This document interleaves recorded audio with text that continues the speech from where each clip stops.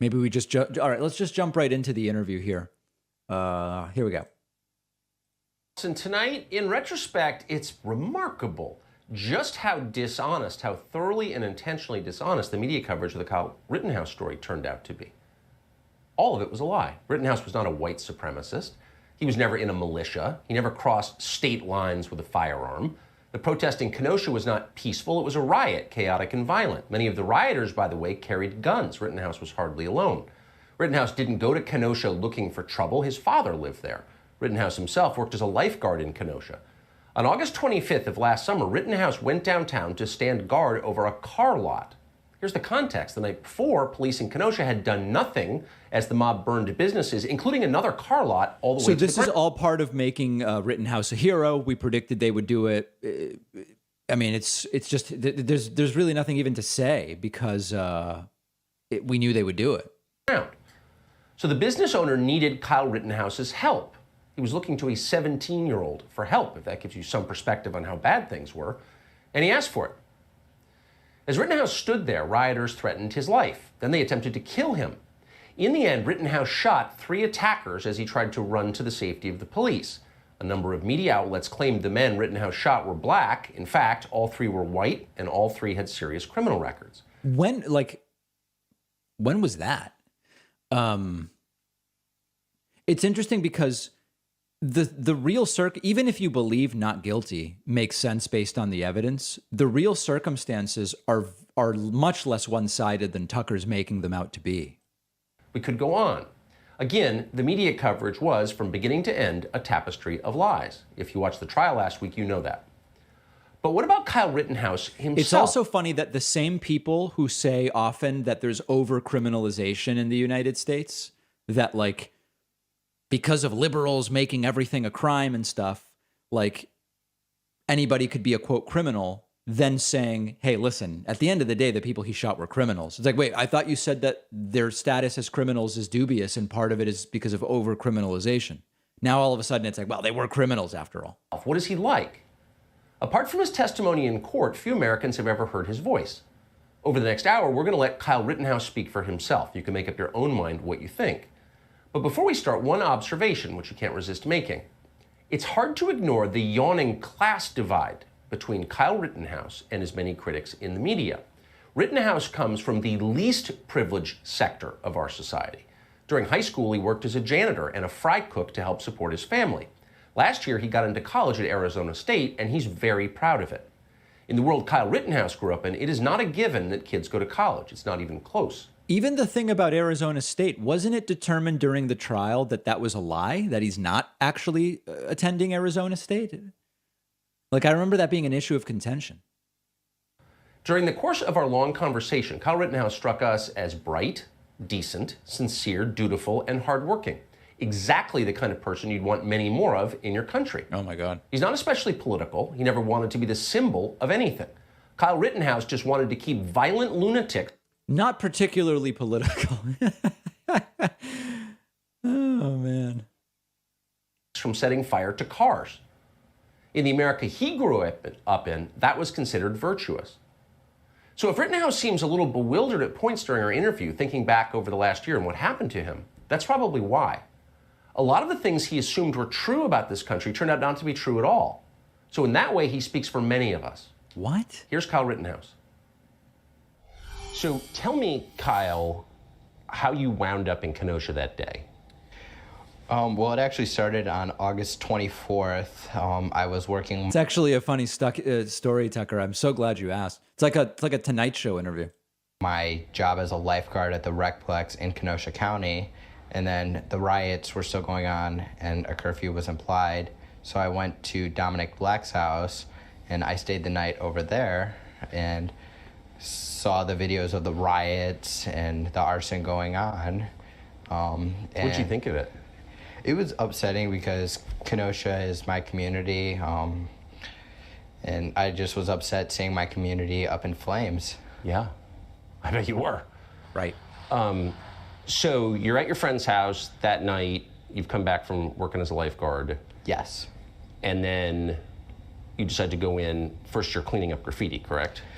Yes. So we say the night, I say the night, August 24th. We wake up in the morning and we're talking. We're like, let's go help our community. Let's go see what we can do. And we ended up at Rittenhouse Central High School, where we were cleaning graffiti for a couple hours, and then we met with the owners of Car Source, and we offered to protect their business from fires, making sure. Now remember, a lot of this stuff is disputed. Remember, and again, I am not commenting on the results of the case. I said from the beginning, the facts most likely point to not guilty.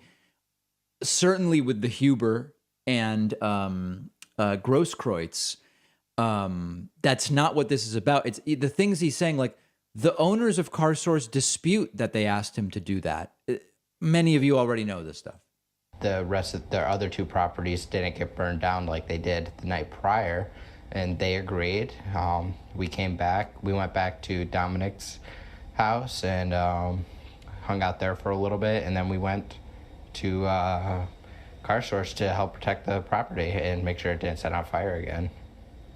So you get there, what do you see?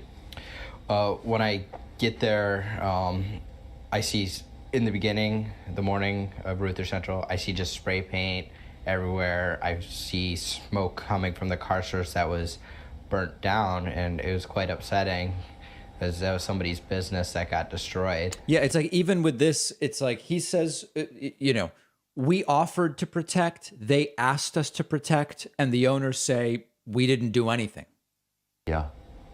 So you said to the people who own the car lot, I want to protect your cars, and they said, yes, please. I said, hey, if you, I asked if they needed any help, and they said, yes, if you can. Where were the police? I'm not sure really, because they have a hard job. For sure.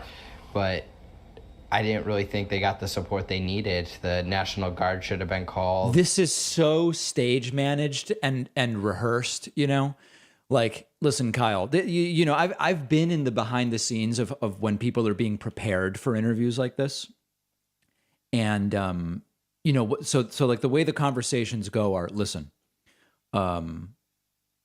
you need to use the police's absence. It's like, here's the problem. Okay, here's how you think this through in terms of PR. You need to use the police's absence as part of the justification for why you were there and what you were doing. But at the same time, you don't want to attack the police because a lot of the people that like you are like pro-police people, except for the police at the Trump riots, but we'll put that aside for now.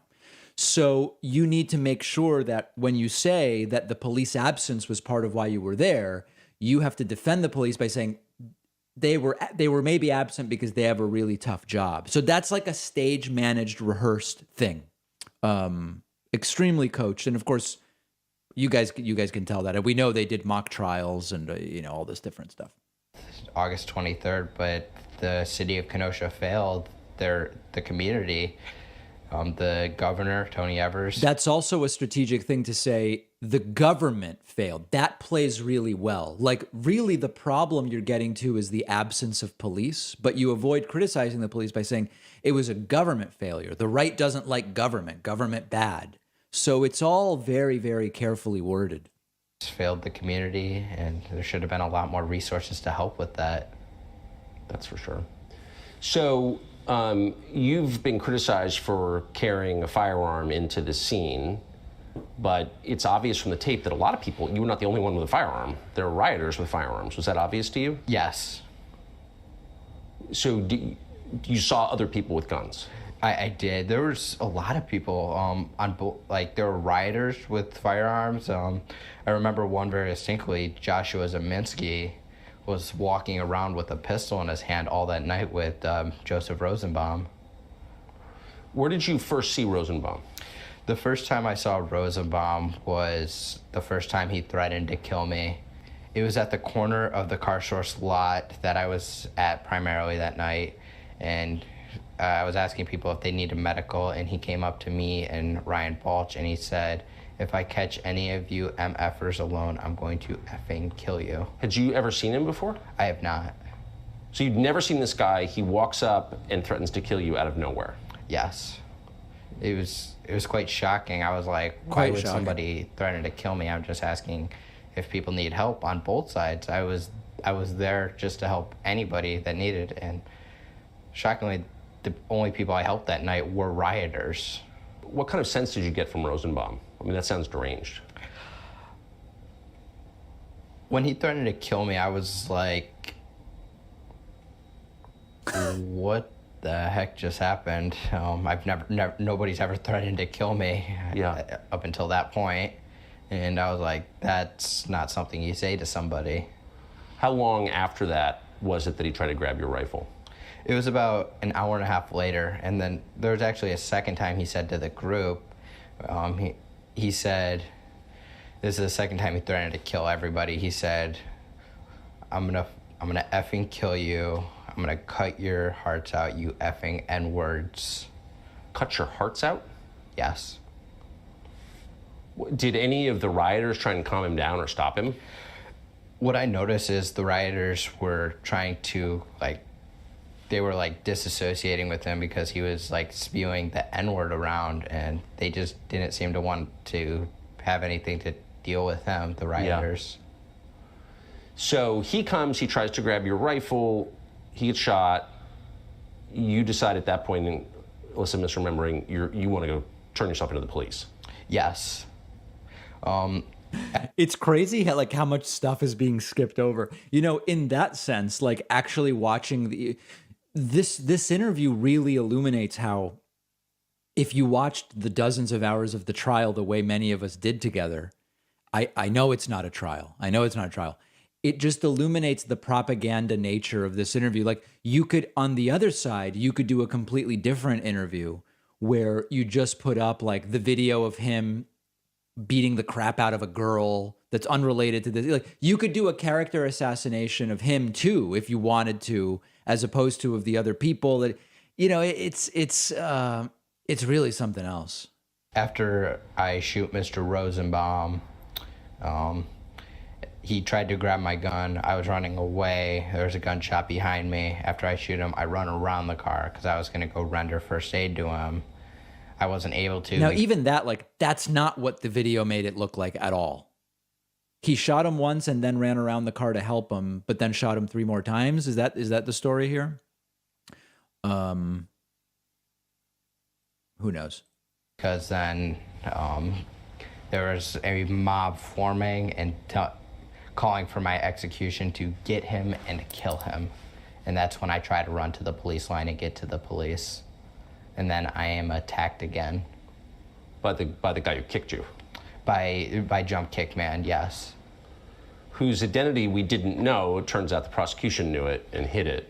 So we found out November 7th, the prosecution, we went into the judge's chambers and the prosecution said, we identified Jump Kick Man, and the prosecution threw a fit a little bit. They didn't want us to interview him. They were like, well, he's a victim, and didn't want my investigators or my attorneys to interview him or ask him questions. They just wanted to do it private, non-recorded, and the judge said, no, it's gonna be recorded. And then a couple hours later, they say, oh, he asked for immunity and we're not gonna give it to him, so we're not gonna be calling him as a witness. Yeah, well, probably didn't want to talk about his criminal record. Yeah. So you're running, trying to get to the police lines. You see the mob coming after you. Let's execute him, they're saying.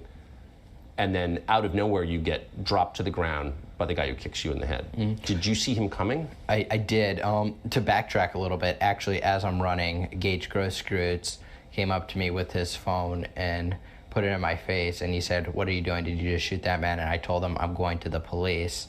And he said, oh, okay, and ran off. And I kept running to get to the police. And that's when Anthony Huber strikes me with the skateboard as I'm running before I'm on the ground for the first time. And then I'm hit with a rock by somebody in a white tank top. And that's how I end up on the ground. And I have 4 people around me from what I remember. And I move my firearm in their direction and they back off with their hands up so I don't shoot them. And then Jump Kick Man keeps coming, and that's when I fire 2 shots at Jump Kick Man. Wow. And you miss him and he kicks you? Yes. Then what happens? after Jump Kick Man is running off, Anthony Huber comes up and he grabs the barrel of my gun, and then he hits me with his skateboard holding his trucks, and that's when I shoot him one time. Where did he hit you with the skateboard? He hit me in the back of the head, in the neck, the back of the head towards the neckline. Did you think you were going to be killed at that point? I did. Then what happens? And then after Mr. Huber attacks me, Mr. Grosskreutz puts his hands up, and then I have my rifle pointed in his direction for about a second, and then once I lower my rifle, I noticed that my ejection port is opened about an inch, and Mr. Grosskreutz said I pulled the charging handle, which never happened. I hit the forward assist to close the ejection port, and he sees me doing that or something, and this time he runs at me and he has his gun pointed directly at my head. Did you see the gun? I did. What, do you think he was going to shoot you? I did. He had it pointed directly at my head. I don't even know if they showed the shots here, but we do want to be kind of careful.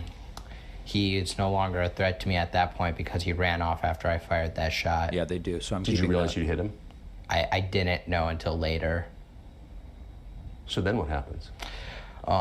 There is a person directly in front of me, and I point my rifle in their direction, and he puts his hands up, and he's backing up, and I then turn around, start going to the police, and then I hear shots behind me, and I turn around and briefly raise my rifle to see if I'm being shot at, and then I realize I can't see who's shooting at me, so then I turn around and go back to the police car, towards the police line. It's just, hearing this, it's just hard to believe this is happening in an American city. Yeah. So then you finally get up, you hear shots, you turn to see who's shooting at you, and then you finally make it to the police line. Yes. Once I make it to the police cruiser, the police officer says, "Get back, get back, get back." One of them has a gun out and the other has pepper spray pointed at me. And I say, "Hey, I just had to shoot somebody. I just had to shoot somebody." And then they say, "Go home." And I didn't know this until... Go home? Yeah. The officer said to go home. I don't think he knew what happened or heard me. There's a lot of chaos going on. Yes. But apparently he pepper sprayed me. You can see it in the video, but I don't remember being pepper sprayed by him. So then what happened? I say, okay, I go back to the car source lot number 2. We've been referring to them. Car source 1 is the one that got burnt down. Car source 2 is the one that I was at primarily the entire night. And car source 3 is the one where I was attacked by Mr. Rosenbaum. I go back to car source lot number 2 and I tell everybody there what happened. I said I had to do it. I was just attacked. I was dizzy. I was vomiting. I couldn't breathe. And I was like, I wanted to turn myself in Kenosha. I wanted to turn myself into the police in Kenosha, but I wasn't able to because they weren't accepting visitors apparently with the barricades and the fence up. So we ended up turning myself into the Antioch Police Department. So you drove back across state lines, as we're now calling it. Funny. You couldn't even turn yourself in. No, it was like I had to go to Antioch Police Department, which, to my understanding, is the closest police department to Kenosha. Why do you think people were burning car source? What does that have to do with civil rights? I don't know. I think it was opportunists taking advantage of the BLM movement. I agree with the BLM movement. I agree everybody has the right to protest and assemble, but I do not agree that people have the right to burn down. I don't appreciate that people are burning down American cities to try to spread their message. I think there's other ways to go around and do that. Well, I agree with that completely. Wow. So you turn yourself into Antioch Police. What do you think is going to happen at that point to you? I didn't know. I was in shock. My head was spinning from being hit in the head multiple times. I had some minor injuries. I just didn't know. I didn't know I was going to be arrested for defending myself because everything was on video. But part of the reason I think I was arrested is because of the mob mentality. And They were like, oh, yeah, we're just gonna arrest him, even though there was videos already out showing me being attacked and having to defend myself. So when was it that you were arrested? I was arrested on August 25th at around 6 a.m. I was formally arrested without a criminal complaint being drafted. They didn't know what they were charging me with yet. They just arrested me. At home? At Antioch Police Department. What'd your parents say when you called them and told them what had happened? I didn't call my mom after I saw her, and she was in shock. She was like, she wanted to go into hiding, and I said, no, the right thing to do would be to turn myself in. I didn't do anything wrong. So you knew that from the very beginning? I knew that. A lot of people are like, oh, Kyle had time to meet with his attorneys to come up with this amazing defense of self-defense. No, that's not the case. This has been 100% self-defense from the beginning, and I didn't know there was 100 cameras. I knew but I did know I was attacked, and I defended myself. What do you think would have happened to you if there hadn't been the amount of video that there is? I can't even imagine. I don't think we'd be sitting here right now having this talk, Tucker. That's for sure. You'd never get out. Okay. So, all right, there's more, and we went over a lot of the other stuff on the, what's going on here? On the podcast, etc. But that gives you kind of a sense of it. And again, my position continues to be, reasonable people can look at this and say, on the facts, aside from whether he put himself in an optional situation, what he did, certainly with Huber and Grosskreutz, confirms to the law of self-defense. You could have that position. I've said from the beginning, I think that at least on those two counts, that's totally plausible. And at the same time, be disgusted by the way in which he is being made into a hero by the right, and Tucker is saying, we need more people like him. Well, no, not really. Imagine if we had more people like him who say, hey, let's just go places with guns and get into problems, claiming we want to provide medico and not, I mean, the heroism, the martyrdom, that's the disgusting part. This is not a hero. This is not a hero, and certainly not an expert on anything. I think important to mention. Let's look at a few other super chats. Anders Olsen